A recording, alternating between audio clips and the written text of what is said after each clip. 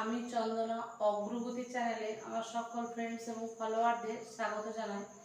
বন্ধুরা, আজকে আমি তোমাদের কাছে আলোচনা করতে চলেছি ভয়েস চেঞ্জ। মানে ভয়েস চেঞ্জ যারা একদমই কিছু জানো না ভয়েস চেঞ্জ, তাদের আমি আজকের ভিডিওর মাধ্যমে ভয়েস চেঞ্জ কীভাবে করবে এবং ভয়েস চেঞ্জের কী কী নিয়মগুলি সেটা একটা ভিডিওর মাধ্যমে কমপ্লিট করার চেষ্টা করছি।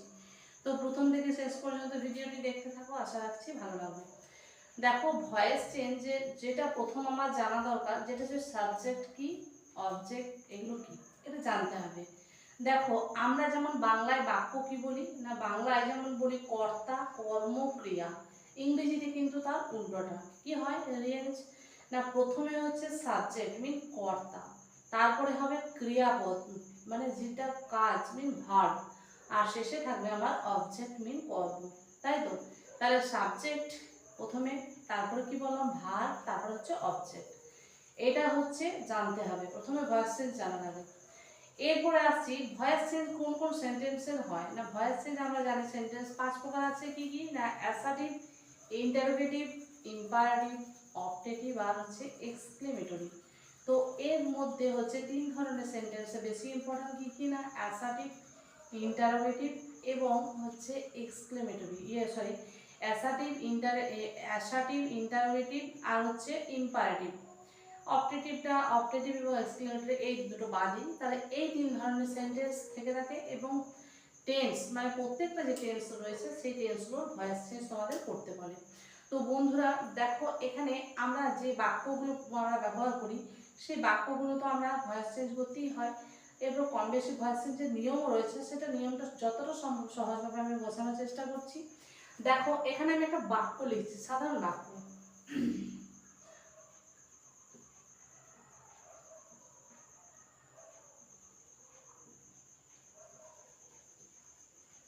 দেখো, এখানে যে বাক্যটা লিখেছি, কি লিখেছি না, আই ড্রিঙ্ক ট্রি। এক্ষেত্রে আমি সাবজেক্ট কোনটা না, আই, তাই তো? এটাকে সাবজেক্ট বলবো। এবার এটাকে আমরা কি বলবো, অবজেক্ট, আর মাঝে যেটা রয়েছে ভার্ব। তাহলে এই উপরের বাক্যটা যেটা দেয়া থাকবে সেটাকে কি বলবে তোমরা, বাক্যটাকে না অ্যাক্টিভ বাক্য, এটাকে অ্যাক্টিভ বলবো। এবার এটা যখন আমরা পরিবর্তন করব তখন আমরা সেটাকে কি বলবো, প্যাসিভ। কি বলবো তখন সেটাকে আমরা না, প্যাসিভ। তাহলে এটা যখন আমরা প্যাসিভে লিখবো, কি লিখবো না, টি ইজ, ড্রিঙ্কটা কি হবে, ড্রাঙ্ক, বাই, আইটা কি হয়ে যায়, মি, কারণ সাবজেক্ট আর অবজেক্ট অ্যাক্টিভ থেকে প্যাসিভে চেঞ্জ হয়।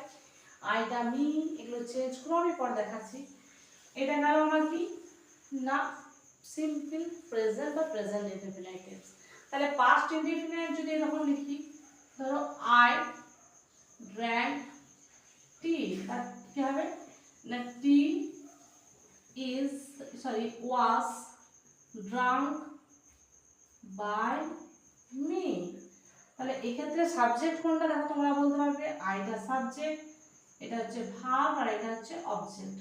তাহলে এখানে যখন অ্যাক্টিভ থেকে প্যাসিভ করছে, দেখো অবজেক্টটা ফার্স্ট আসছে, তারপর হচ্ছে অক্সিলারি ভার্ব, তারপর মেইন ভার্ব, তারপর বাই দিয়ে কি না, সাবজেক্ট, যেটা বাই দিয়ে আসছে এটা হচ্ছে সাবজেক্ট, তাই তো?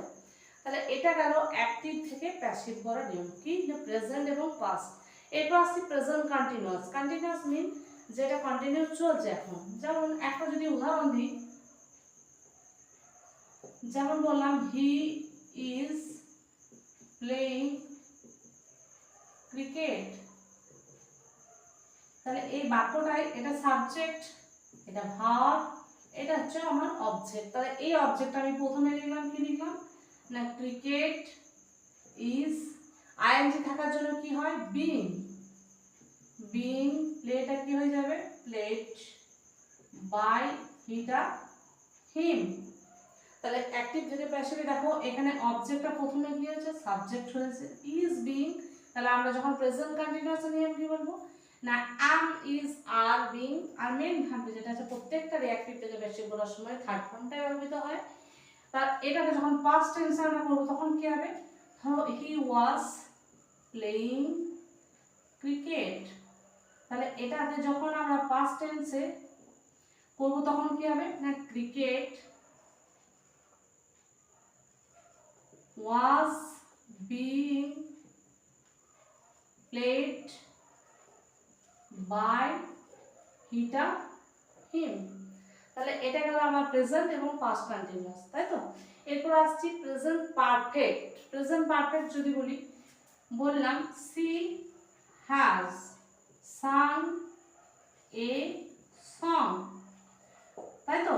তাহলে এটা সাবজেক্ট, এটা অক্সিলারি ভার্ব, এটা মেন ভার্ব, এটা হচ্ছে অবজেক্ট। তাহলে এই অবজেক্টটা প্রথমে এলো কি হলো না এ সং, এ সং এলাম। হ্যাজ থাকলে কি হয় না হ্যাজ বিন বা হ্যাভ বিন, কি বললাম না হ্যাজ বিন বা হ্যাভ বিন। তাহলে সং হ্যাজ বিন, তারপর কি হবে সাং বাই, সিটা কি হবে সাবজেক্টটা হার হয়ে যাবে এইচ ইয়ার। তাহলে এটা গেল কি আমার না প্রেজেন্ট পারফেক্ট। তাহলে প্রেজেন্ট পারফেক্টের নিয়ম কি জানলাম না হ্যাজ বিন বা হ্যাভ বিন, আর মেন ভার্বে তো থাকলো প্রত্যেকটা দিন ব্যবহৃত হচ্ছে। এবার এটাকে যখন আমরা পাস্ট কান্ট্রি পারফেক্ট লিখবো তখন কি লিখবো, তার আগে আমি বোর্ডটা একটু উপরে ক্লিন করে নিই।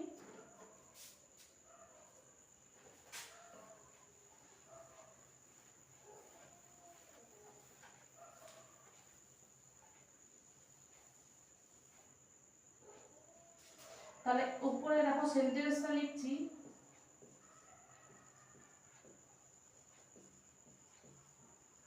যখন পাস্ট পারফেক্ট লিখবো, তাহলে এটা পাস্ট পারফেক্ট লিখেছি, এটা কি না এটা হচ্ছে সাবজেক্ট, এটা ভার্ব, এটাকে আমরা অবজেক্ট বলছি, তাই তো। তাহলে এই অবজেক্ট আমার প্রথমে এলো কি হলো না এ সং, হ্যাড থাকলে হ্যাড হ্যাজ আর যাই থাকুক না কিন্তু কি হবে বিন, তাহলে হ্যাড বিন। তাহলে রয়ে গেল এ সং হ্যাড বিন, তারপরে কি হবে না সাং বাই, সিটা কি হবে হার। তাহলে এটা গেল আমার পাস্ট পারফেক্ট। এরপর আসছি তাহলে প্রেজেন্ট এবং পাস্ট দুটোই আমি একসঙ্গে কমপ্লিট করলাম। এরপর আসছে পরের হলো কি কোনটা ফিউচার। তাহলে ফিউচার টেন্সে দেখো প্রথমে যেটা আছে ফিউচার ইনডেফিনাইট। ফিউচার ইনডেফিনাইট টেন্সের নিয়মটা কি বন্ধুরা না ফিউচার ইনডেফিনাইট টেন্স বলতে মানে ভবিষ্যতের জন্য কাজ, সেটাকে আমরা বলি ফিউচার টেন্স, তাই তো। তো এরকম যদি আমরা ফিউচার ইনডেফিনাইট টেন্সের উদাহরণ ধরে লিখলাম যে হি উইল ইট রাইস, তাহলে এক্ষেত্রে সাবজেক্ট কোনটা হি, ইটটা কি না এটা ভার্ব, আর রাইসটা হচ্ছে অবজেক্ট, তাই তো। তাহলে এটা অ্যাক্টিভ থেকে যখন প্যাসিভ করব অবজেক্টটা প্রথমে আসবে কি এলো না রাইস, উইল থাকলে কি হয় না উইল বি বা শ্যাল বি। তাহলে লিখলাম রাইস উইল বি, কি হবে ইটের হচ্ছে ইট এ ইটেন, ইটেন বা হিটা কি হলো সাবজেক্টটা না হিম। তাহলে এটা গেল আমার simple future of future indefinite tense. Next ধরো লিখলাম you will doing a job, তাহলে এখানে সাবজেক্ট কোনটা ইউ, এটাকে আমরা বলছি ভার্ব আর এটাকে আমরা বলছি অবজেক্ট, তাই তো। তাহলে এই অবজেক্টটা যখন প্রথম লিখব কি হলো না এ জব, উইল শ্যাল শুধুমাত্র কি হয় আইসেল আর উইসেল, বাকি সব ক্ষেত্রে উইল হয়। তো এক্ষেত্রে আই এ জব উইল কি হবে আইএনজি থাকার জন্য বি বসবে, তাই তো। হি উইল তারপর কি হয় আইএনজি বিইং, তাই তো। কারণ আমরা দেখলাম আইএনজি থাকার জন্য কি বসবে বিইং, তাহলে হি উইল বিইং তারপর ডু ডিড ডান, আর বাই দিয়ে সাবজেক্ট কি হবে না ইউ। তাহলে এটা গেল কি আমার না ফিউচার কন্টিনিউয়াস। এরপর হলো ফিউচার পারফেক্ট। ফিউচার পারফেক্ট টেন্সের একটা উদাহরণ যদি বন্ধুরা বলি, the boy will have finished the letter, তাহলে এক্ষেত্রে সাবজেক্ট কোনটা না দা বয়, এটাকে আমরা কি বলছি ভার্ব, আর এটাকে আমরা বললাম অবজেক্ট। তাহলে সাবজেক্ট ভার্ব অবজেক্ট আমরা যেহেতু পেয়ে গেছি, অবজেক্ট যখন আমরা অ্যাক্টিভ থেকে প্যাসিভ লিখবো কি না অবজেক্ট আমার ফার্স্ট এর, তাহলে অবজেক্ট কি না দা লেটার, মানে অবজেক্ট আমার কি হলো সাবজেক্ট হলো। এরপরে উইল হ্যাভ আর শ্যাল না উইল এবং শ্যাল হ্যাভ তার সঙ্গে কি হয় পারফেক্ট মানে বিন, তাহলে আমরা নিয়মে কি বলবো না উইল হ্যাভ বিন ফিনিশড এক্ষেত্রে ভার্বের ফর্ম করতেই হয় না, করাই থাকে। তাহলে the letter will have been finished, তারপরে কি হবে না by the boy, subject by দিয়ে চলে এলো। তাহলে এই গেল ভয়েস চেঞ্জের ইতিকথা, মানে ভয়েস চেঞ্জ যা কিছু আছে সে সব টেন্সটা হচ্ছে এটাই। তো এরপরে আমি দেখো ভয়েস চেঞ্জ যেগুলো অবজেক্ট কিছু চেঞ্জ হয় এবং নিয়ম প্রত্যেকটারই সেটা বলে দিচ্ছি আমাদের। তো তার আগে আমি বোর্ডটা ক্লিন করে নিচ্ছি। দেখো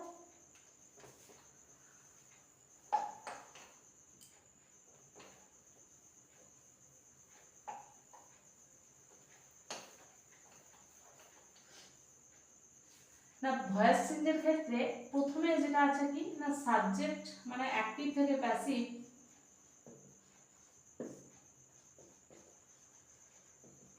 কি না আইটা কি হয় me, he, him, she, her, they, them, it, its. এরপরে দেখো আরো বাকি যেগুলো আছে নেমিং ওয়ার্ড সেগুলো যা থাকে চেঞ্জ মানে এগুলো আনচেঞ্জই থাকে। এরপর আসছি টেন্সের কিছু পরিবর্তন। টেন্সে যেমন প্রথমে হচ্ছে প্রেজেন্ট টেন্স, তাই তো প্রেজেন্ট, তারপর হচ্ছে পাস্ট, তারপরে হচ্ছে ফিউচার। এই তিনটে টেন্সের প্রেজেন্ট ইনডেফিনাইট টেন্স আর কি বললাম না প্রেজেন্ট ইনডেফিনাইট বা সিম্পল প্রেজেন্ট টেন্স, সেটা কি না অ্যাম, ইজ, অ্যাম আর আর, তাই তো। আর প্রত্যেকটার ক্ষেত্রে কি না মেন ভার্বে থার্ড ফর্ম ইউজ হচ্ছে। এটা গেল প্রেজেন্ট ইনডেফিনাইট। এবার পাস্ট ইনডেফিনাইট যদি বলা হয় কি না পাস্ট হচ্ছে ওয়াজ, ওয়ের, প্রত্যেকটাই কি না এটা যেমন অ্যামিজার এটা ওয়াজ ওয়ে হলো আর ভার্বের থার্ড ফর্ম তাই তো আছে। এরপর আসছি প্রেজেন্ট হলো পাস্ট হলো, এরপরে ফিউচার। ফিউচার কি হচ্ছে ফিউচার ইনডেফিনাইট না উইল বা শ্যাল, উইল বা শ্যাল কি বি প্লাস ভার্বের থার্ড ফর্ম। তাহলে এটা গেল আমার কি না ফিউচার, প্রত্যেকটা টেন্সের ফিউচার ইনডেফিনাইট। এরপর দেখো আসছি পাস্ট প্রেজেন্ট কন্টিনিউয়াস। যদি প্রেজেন্ট কন্টিনিউয়াসের নিয়ম কি না অ্যাম, ইজ আর আর তার সঙ্গে কি হবে বিইং যোগ হবে। তাহলে পাস্টে কি হবে না ওয়াজ, ওয়ের, বিইং, আর প্রত্যেকটার ক্ষেত্রে কি থার্ড ফর্মটা অ্যাড হবেই, যে থার্ড ফর্ম, তাই তো তার থার্ড ফর্ম। আর ফিউচার যে কন্টিনিউয়াস আছে তাহলে কি হবে না ফিউচার কন্টিনিউয়াসে উইল বা শ্যাল, বি, আর এক্ষেত্রেও কি হবে ভার্বের থার্ড ফর্ম। এরপর আসছি পারফেক্ট। ইন প্রেজেন্ট পারফেক্ট কি হবে না প্রেজেন্ট পারফেক্ট হচ্ছে হ্যাজ, হ্যাভ, আর মেইন ভার্বের কি থার্ড ফর্ম প্রত্যেকটাই, তাই তো। এরপর আসছি ফিউচার সরি পাস্ট পারফেক্টে পাস্ট পারফেক্ট কি হবে না এটা যেমন হ্যাজ হ্যাভ হলো এক্ষেত্রে হবে হ্যাড বিন, আর ভার্বের কোন ফর্ম বন্ধুরা না ভার্বের অবশ্যই থার্ড ফর্ম। আর ফিউচার পারফেক্ট যদি বলা হয় তখন সেটা ফিউচার পারফেক্ট কি হচ্ছে না উইল বা শ্যাল হ্যাভ বিন, কি বলবো উইল বা শ্যাল হ্যাভ বিন। তাহলে এটা গেল ভয়েস চেঞ্জের যে টাইম টেবিল বা টেন্সের যে টেবিল মানে প্রেজেন্ট পাস্ট এবং ফিউচার। তাহলে প্রত্যেকটা দেখো এটা প্রেজেন্ট হচ্ছে, এটা হচ্ছে পাস্ট এবং এটা তাহলে এটা হচ্ছে প্রেজেন্ট টেন্স, এটা হচ্ছে পাস্ট এবং এটাকে আমরা বলছি ফিউচার। তাহলে ভয়েস চেঞ্জ করার সময় এই নিয়মগুলি অবশ্যই ফলো রাখতে হবে। মানে যারা টেন্স সম্পর্কে কিছু জানে না বা দুর্বল তারা অবশ্যই এরা আমার চ্যানেলে ভিডিও দেওয়া আছে টেন্স সম্পর্কিত। তো যদি কোনো সমস্যা থাকে তোমরা সেটা দেখে নেবে তারপরে এটা দেখবে, তাহলে আশা করি ভয়েস চেঞ্জের কোনো সমস্যা হবে না। তাহলে আজকের ভিডিওটি এই পর্যন্ত বন্ধুরা, এতক্ষণ সঙ্গে থাকার জন্য অনেক অনেক ধন্যবাদ। আশা রাখছি নতুন পর্বের ভিডিওগুলিতেও আপনারা সঙ্গে থাকবেন।